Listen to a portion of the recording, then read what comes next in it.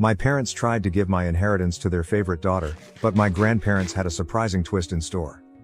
Male 28-year-old comes from a family with a convoluted and long history of favoritism. My younger sister Amy, 25, has always been preferred by my parents, especially Dad, over me. Starting in our childhood, this partiality only got worse as we grew up. Amy was the golden child from my earliest memories. Our parents threw her an elaborate birthday party including professional face painters, a bouncy castle, and a petting zoo when I was 5 and she was 2. I had a store-bought cake and a little family supper for my birthday that same year. This helped to define the tone for years to come. The differences became clearer as we aged. Amy always received the newest toys, the greatest clothes and most attention. I recall saving months of allowance for a new bike when I was 10 years old. Amy wanted one too, hence she had a fit when she saw it. Rather of educating her about waiting or saving, my parents went right out and got her an even nicer bike than mine. Another arena where the bias was evident was school.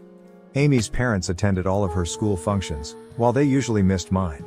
I took front stage in the school play in 4th grade. I practiced for weeks, driven by great enthusiasm. My parents arrived an hour late on the night of the play, therefore missing my major scene. They were consoling Amy after she complained of stomachache. She was good later on, they had simply lost count of time playing with her. Regarding academics, nothing I ever appeared to do seemed sufficient. I joined the math club, often received straight A's in middle school, and even took first place in a regional science fair. Though my parents hardly noticed these successes, they gave Amy a celebratory dinner and purchased her a new phone as encouragement to keep getting better when she scored a B+ on one test in her weakest subject. In particular, high school was difficult. With an eye toward their approval, I put myself into whatever activity I could. Along with keeping a 4.0 GPA, I was editor of the school newspaper, debate team captain. Amy coasted through school, hardly keeping a C average, and spent much of her time hanging out with friends. I was chosen from our university as one of 2 junior year applicants to participate in a famous summer program at Harvard. It was such an honor, and I felt great. My dad grumbled and moved the topic to Amy's forthcoming dancing performance when I told the news over supper. At least my mother remarked, "That's nice," but she moved on fast. My parents couldn't bring me to the airport on the night Amy's concert fell on the same day I was leaving Harvard as they wanted to see Amy perform. I asked the parents of a friend for a ride. Another agonizing experience was the college application process. I worked months on improving my essays, engaged in extracurricular activities, and SAT preparation. Several elite colleges accepted me and I was given a sizable scholarship to my ideal college. When I told my parents about this at supper, their reaction was barely passable. "That's good, but don't let it run to your head. College isn't everything," my dad advised. "Just remember about us when you're off becoming a big shot," my mother said. On the other hand, my parents were quite understanding when Amy barely passed high school and chose not to attend college. They admired her for knowing herself and for defying social expectations. Something they never done for me, they even paid for her a car as a graduation gift. Emotionally, this persistent favoritism suffered me greatly. Over my teens and early 20s, I battled anxiety and despair. Beginning therapy in college, I came to realize that my parents' actions were not my fault. Years of effort were needed to develop my self-esteem and learn to validate myself rather than depending on my parents' approval. My immediate family did not help me, yet I still managed to lead a decent life. How long did it take you By to the place time all I these finished from anyways? college with That had to honors, have been a I had a while. decent job in finance and even purchased my own house by 27 years old. Though my parents aren't, I'm glad of what I've accomplished. Here then is where the current drama begins. On Dad's side, my grandfather died not too long ago. He left a sizable estate and was a successful businessman who started from nothing. In his will, he split his possessions equally among his grandchildren, including me, Amy, and our cousins, as well as his children, Dad and his siblings. My portion of the bequest was significant, roughly $500,000. It would have let me invest in my future, pay off my education loans, and perhaps even launch my own company someday. This unanticipated windfall and the chances it could present made me happy. When the will was read though, my parents clearly became agitated. Later, they drew me aside and said they felt it was unjust I received an equal portion. Amy, who lives in our parents' basement and works part-time at a coffee shop, said she needed the money more since she was suffering. Though stunned, I attempted to keep cool. I clarified that Grandpa made this decision. They had no say on how he decided. They insisted I should act morally and give Amy my fair part. They became enraged when I turned down and began guilt-tripping me, calling me unappreciative and selfish. Every incident my dad could recall where they had helped me came under discussion. Though I worked part-time to help with finances, Like, I he suppose emphasized that paying could for be my true. medically necessary braces, buying me school supplies, the bare minimum, and allowing me reside at home during college. He conveniently forgot about the car they bought Amy, the many shopping sprees, and the fact they still support her at 2025. But then The matter got rapidly more serious. Acting as the will's So that executor, my could dad chose to handle things himself. Along with her own inheritance, implying he like declared he would a be factor. interpretation Grandpa's intentions and give Amy my whole part. He But said also Grandpa would have wished if he had known our unique situation. I was broken. This was not only obviously illegal but also a terrible reminder of how little my parents thought of me. I just want for a second. Pointing that Just Grandpa had crazy. always treated all his grandchildren equally and that he was aware of our Manifesting circumstances, more I tried to barrels. reason with them. Then my mother accused me of speaking ill of the deceased by implying Grandpa would have preferred anything else than what my dad was advocating. I mentioned certain memories of Grandpa pushing my academic and career goals, but my parents brushed off these as misinterpretation. They said Grandpa wanted to make sure Amy was taken be care of and had gatekeeping. privately Could voiced be. worry about her Could be. future. They had no response when I asked why he hadn't simply penned the will that way then. Amy, for her part, was awkward about the circumstances but did not voice criticism of our parents. No way. She merely shrugged and said, "Mom and Dad know best." When I tried to chat to her alone, she obviously wasn't going to be much help. Feeling misled and wounded, I asked Grandpa's widow, my paternal grandma, for guidance. Hearing what was happening, she became enraged. She informed me that my parents had no authority to alter the will and that this was exactly not what Grandpa had planned. Grandma sent some material that clarifies the matter. Several years ago, apparently, my parents asked Grandpa to give everything to Amy in his will. Grandpa had steadfastly objected, saying he thought all of his grandchildren should be treated equally. He had even included a stipulation in his will declaring that so anyone funny to put challenging them the in, equitable like, distribution one of would the lose their actual portion. barrels over here. Equipped with this knowledge, I challenged my parents. Grandma's disclosure of their earlier attempt to affect the will startled them. Saying they were only looking out Amy's future helped my dad try to defend it, but I could see the guilt on their faces. Grandmother acted right away. She got in touch with her will's other executors and attorney. She also got in touch with my dad's siblings, who shared her equally strong indignation at what he was attempting. Taken together, they stopped my dad's scheme and guaranteed that the will would be carried out as stated. Yeah. Though they are unhappy with me, my parents were obliged to back off. I've never been They a fan argued before. I should have handled this in-house instead of involving others and about, like, accused on the me of long turning side the of family this? against me. Did you put anyone My down mother here? I sobbed don't over wanna how go I had down. split the family and deceived them. If I said there's I had none. never expected anything from them anyway, when my dad threatened to cut me out of their will totally. Now, should I accept Don't the remember. inheritance, Oh, they are threatening to break honestly. off all communication. My dad even went so far as to suggest that I would not be welcome in their house should I inherit it. In a particularly low blow, my mother remarked that my acceptance of the money reveals that I never Hello. truly loved them and was merely ready to profit from their passing. The matter splits the extended family. A few of my cousins are encouraging since they understand the long-standing favoritism and value me for advocating myself. Others believe I should have yielded in order to preserve peace since family harmony comes first over financial considerations. Although my dad's siblings are definitely on my side, this has strained their relationship as well as my parents. Amy finds herself enmeshed in all this. She confided in me privately that although she feels bad and didn't ask for this, she is not ready to challenge our parents. She's been trained her whole life to depend on them and seek their praise, hence I don't blame her totally. Still, a part of me longs she would help me just once. This circumstance has brought out a lot of past suffering and bitterness. I find myself remembering all the times I was passed over or discounted in favor of Amy, the Fair. birthday celebrations I missed, the school functions my parents missed, the successes that went unreported. This one occurrence seems to be bringing to a head a lifetime of unfairness. Though the whole affair has caused a great divide in the family, I am Really keeping my stumbled ground and upon want to these take my inheritance as Grandpa meant. So- My parents At the hardly very talk to end me, of the and server. family get-togethers have grown awkward. I missed our Got a monthly little family meal stop last came week on for and the was first screaming, I had time to ever get since I sneaky. could stand the cold shoulders That's and accusing hysterical. glares. Though there is turmoil, a tiny bit of me feels empowered. I'm confronting the unfair treatment by my parents for the first time in my life. I'm declaring my value and refuse to be written off. It's both terrible and freeing at once. Though I think I'm in the right here, the family drama is draining me. Something I hadn't experienced since college, Look at I have that started little having ants anxiety down attacks there. once more. To assist handle all this stress, I'm thinking about returning to therapy. Am I the one who should have refused to comply with my parents' expectations and accepted my inheritance? Should I have simply handed Amy the money to maintain peace? Although I'm bored of being the family scapegoat, I also fear losing my family totally. Any guidance or viewpoint would be much valued. Update. Since my first post 6 months ago, a lot has happened. I want to thank everyone for their support and guidance. It truly kept me strong during trying circumstances. Let me start with the legal aspect of things. Many of you advised, and I did see my own attorney. He verified that I had every right to inherit and that what my dad attempted was in fact illegal. He helped me record everything and ready to act legally should needed. Fortunately, things did not transpire as such.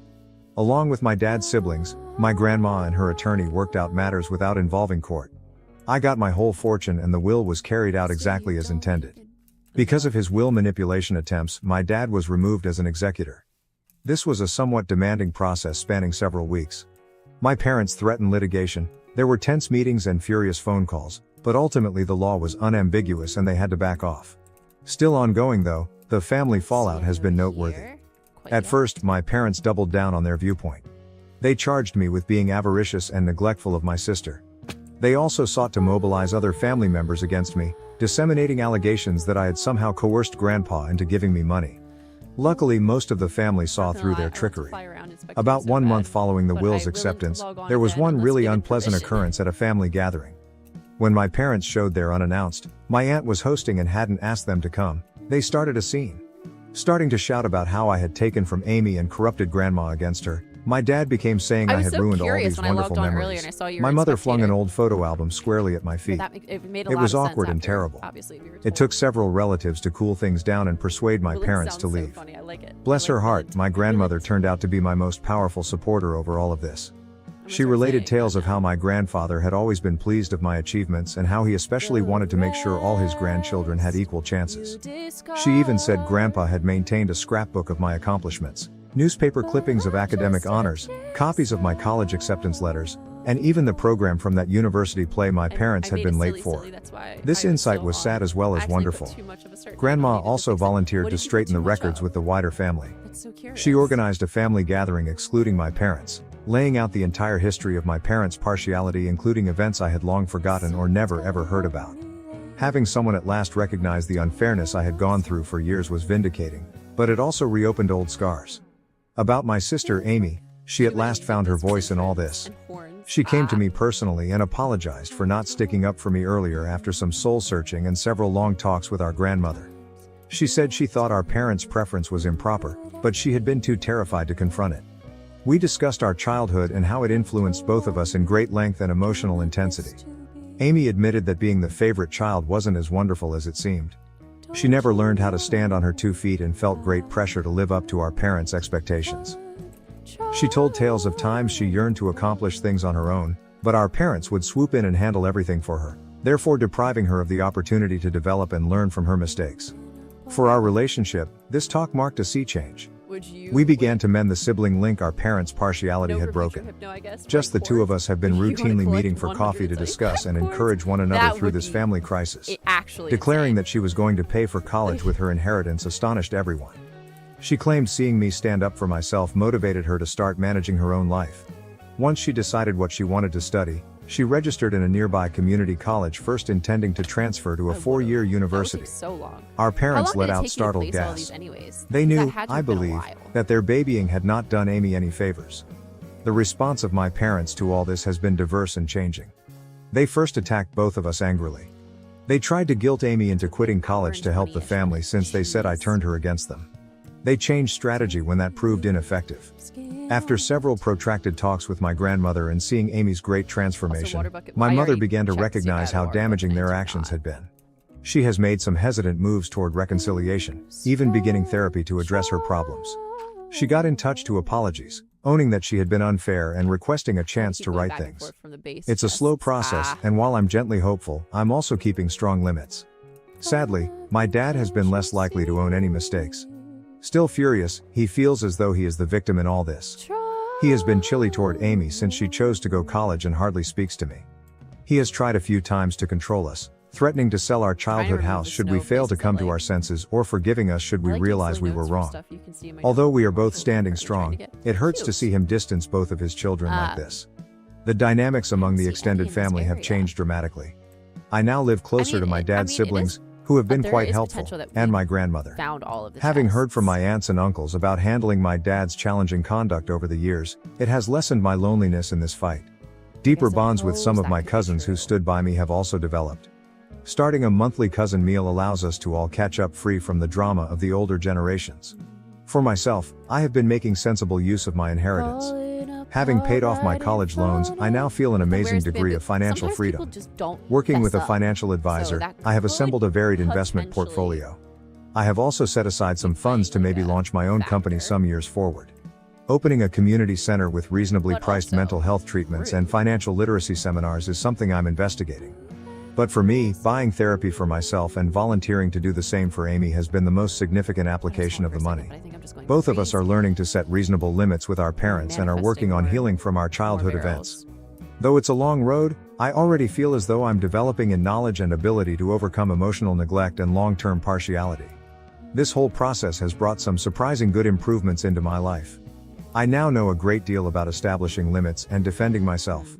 Though I know I did the right thing, it hasn't been easy and there are still difficult days. I feel good about myself for resisting guilt and pressure. Among the most unexpected results has been a change in my work path. Dealing with all this family conflict and undergoing therapy has helped me to see my own passion about supporting people who, dealing with all this family dysfunction and doing therapy has helped me to see how driven I am about supporting others who have gone through same family dynamics. Currently thinking about returning to school to specialize in adult children of emotionally immature parents and work as a family therapist. I have also been helping youngsters from challenging family homes at a nearby youth facility. Being able to offer the kind of encouragement and support I wish I had had as a youngster is immensely satisfying. I'm even considering creating a scholarship fund for children from same circumstances using some of my inheritance. My contact with Amy has kept getting better. Once a month, we have a siblings day when we do something entertaining, just the two of us. Our hiking and picnic last month was the most laid back and connected we had felt since we were small children. Without our parents' influence, we are gently reconstructing our connection on our own terms. Regarding my parents, things remain tricky. Our relationship has been trying to be rebuilt by my mom. She has been routinely attending therapy and has even begun to see some of the damage her favoritism brought about. We have had a few one-on-one lunches when we have had some honest, though challenging talks regarding our past and forward direction. Though it's not flawless, improvement is evident. My dad still objects to change though. He still says he done nothing illegal and that Amy and I should be appreciative. He refuses to be in the same room with me, hence he missed several family functions. Though it hurts, I am trying to let go of my need to compel him to see things differently or control his reactions. For both Amy and me, Grandma now serves as a rock. She has been sharing additional tales about our grandfather and his pride of us for advocating for ourselves. She always supports justice and understanding, thus she has been a fantastic mediator in family problems. The whole process has imparted a lot of lessons about the actual meaning of family. I've come to see that occasionally the family you select might be more encouraging than the one you were raised in. Along with developing a close-knit circle of friends who have been quite helpful along this journey, I have grown closer to my aunts, uncles, and cousins who stood by me. Setting limits and practicing self-care have also become more crucial to me. I'm growing better at saying no to circumstances that compromise my mental health, and I no longer feel bad about giving my personal well-being top priority. I was so preoccupied with trying to achieve my parents' favor that I had always put off investigating new interests and hobbies. To those in same circumstances, I would wish to advise: not let someone make you feel bad about getting what is rightly yours. Even if it generates controversy, it's reasonable to defend yourself. Though family dynamics might be complex, you are deserving of fair treatment. Remember, you never have too late to begin developing the life you are due. See a therapist if necessary. Surround yourself with encouraging people. And don't hesitate to establish limits. Who you are personally defines your value, not how your family treats you. I want to thank each of you once more for your suggestions and encouragement. It meant more than what you would have known during a really trying period. Although the road has not been simple, I am excited about the future and confident in self-assurance I have not experienced in years. Where this new chapter of my life will lead excites me, and I am resolved to stop the pattern of favoritism and build better relationships in my own future family. Regarding my parents, things remain tricky. Our relationship has been trying to be rebuilt by my mom. She has been routinely attending therapy and has even begun to see some of the damage her favoritism brought about. We have had a few one-on-one lunches when we have had some honest, though challenging talks regarding our past and forward direction. Though it's not flawless, improvement is evident. My dad still objects to change though. He still says he done nothing illegal and that Amy and I should be appreciative.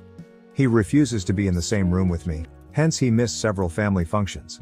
Though it hurts, I am trying to let go of my need to compel him to see things differently or control his reactions. For both Amy and me, Grandma now serves as a rock. She has been sharing additional tales about our grandfather and his pride of us for advocating for ourselves. She always supports justice and understanding, thus she has been a fantastic mediator in family problems.